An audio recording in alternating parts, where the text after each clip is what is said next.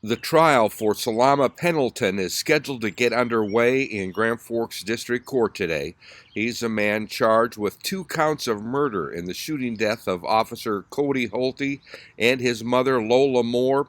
Also wounded in that hail of gunfire was Grand Forks Deputy Ron Nord.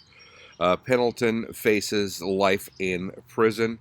For a recap on all this, here's our coverage from May 28th of 2020. Oh my God, they're shooting at each other. All True Station 4, All True Station 4, 2627 South 17th Street, 2627 South 17th Street. We have shots fired, 1 female down. Get back here! Get back!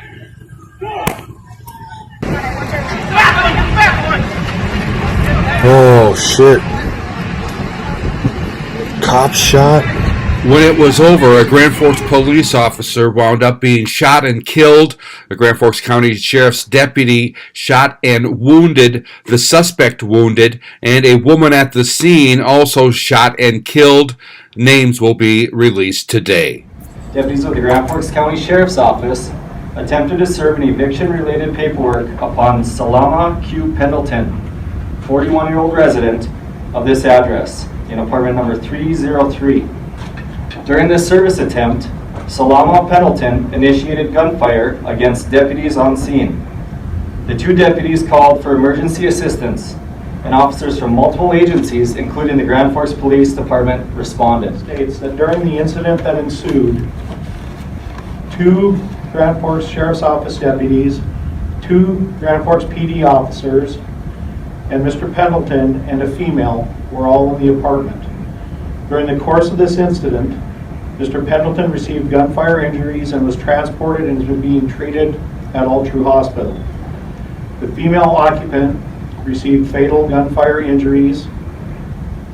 The Grand Forks County Sheriff's Office deputy received non-threatening gunfire injuries and is in stable condition at All True. Unfortunately, 1 Grand Forks PD officer received fatal gunfire injuries and did not survive.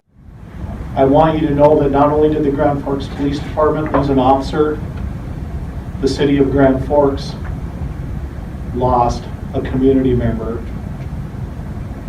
The Grand Forks Sheriff's Office will never be the same based upon the injuries to their deputy and what he witnessed as our officer suffered his fatal injuries. Remember, it is not how this officer died, it is how this officer lived that made him a true hero.